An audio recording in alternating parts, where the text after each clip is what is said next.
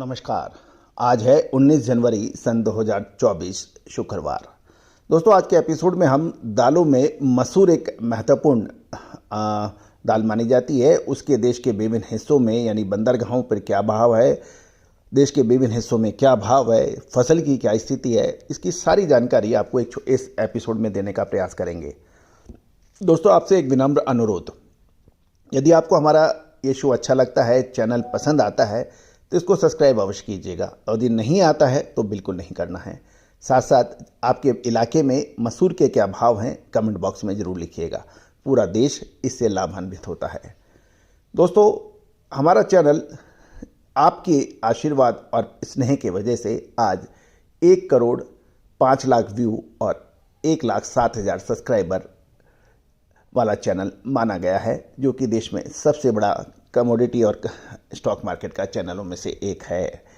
जानिए पूरी रिपोर्ट विस्तार से। दोस्तों, खबर ये निकल के आ रही है कि मसूर में मुद्रा पोर्ट पर आने वाली जो कनाडा की जो मसूर है, इसकी अब बिकवाली शानदार आ रही है, जिससे अब जो इम्पोर्टर है यानी आयातक है उसको घटाकर माल बेच रहे हैं। और फिलहाल मध्य प्रदेश की मंडियों में भी पहले से माल नहीं है, और इस वजह से बाज़ारों में पिछले कुछ दिनों में करीबन 200-250-300 रुपये की तेज़ी थी। लेकिन फसल को आगे देखते हुए अब इसके अंदर इस पर एक प्रश्न चिन्ह लग रहा है। जहाँ तक मूंगावाली, गजबासोदा, सागर, भोपाल, बीनागंज, अशोकनगर लाइन के अंदर मसूर की आवक समाप्त होने के समाचार हैं, लेकिन कनाडा की अराइवल कनाडा मसूर की आवक को दबाव लगातार देखने से लगभग 20 से $30 प्रति टन की गिरावट के खबर मिल रहे हैं। गौरतलब है कि मसूर की बिजाई शानदार होने और मौसम भी अनुकूल होने से उत्पादन का अनुमान अधिक ही रहेगा।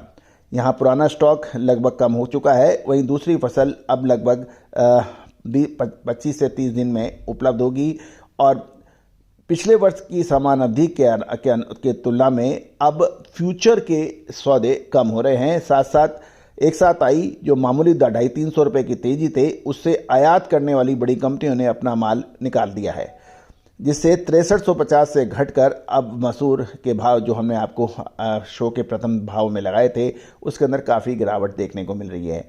देसी मसूर की बिल्टी के भाव में भी 6600 रुपये बिकी थी, उसके भाव भी अब काफ़ी नीचे आ गए हैं और ये 63 से 6400 रुपये रह गए हैं।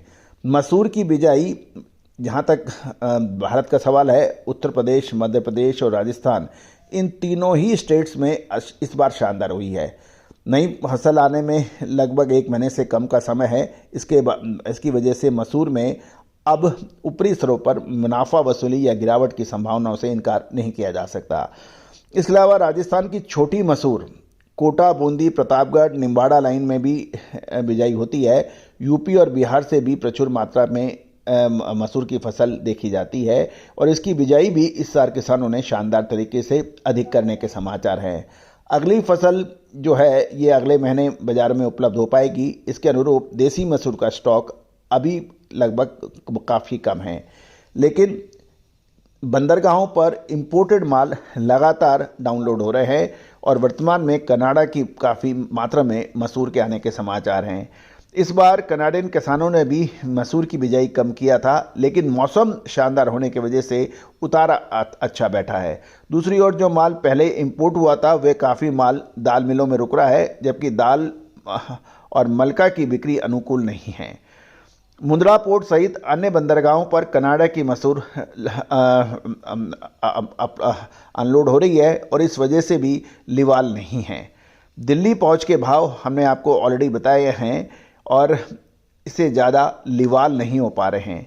घरेलू फसल की बिजाई को देखते हुए मसूर 15 लाख टन मैट्रिक टन से अधिक नहीं बैठेगी, जबकि घरेलू वार्षिक खपत 26 लाख मैट्रिक टन की है, यानी अभी भी लगभग 9 लाख मैट्रिक टन की इंपोर्ट होना है।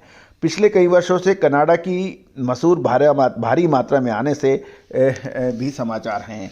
तो कुल मिलाकर दोस्तों की 15 से 15.5 लाख मैट्रिक टन की पैदावार है, उसके मुकाबले 26-26.5 लाख मैट्रिक टन की खपत है। तो पैदावार तो खपत के मुकाबले कम है, लेकिन इंपोर्टेड माल जो मसूर का है उससे बाज़ारों का उतार चढ़ाव रहेगा। तो अभी कुल मिला के मसूर के अंदर सावधानी रखनी अपेक्षित है। दोस्तों, तेजी आने के बाद तेजी और मंदी आने के बाद मंदी कहने से कभी कोई फ़ायदा नहीं है। याद कीजिए, आपको चना, तुअर, उड़द, मूंग पे हमने आपको जो अग्रिम अनुमान दिए थे वो काफ़ी सत्य साबित हुए थे और आपने इसमें भरपूर लाभ भी उठाया था। दोस्तों, यदि आप दलहन के व्यापारी हैं तो विशेष रिसर्च रिपोर्ट के लिए संपर्क कर सकते हैं, नंबर स्क्रीन पे दिए हुए हैं। All the very best, good luck, happy trading.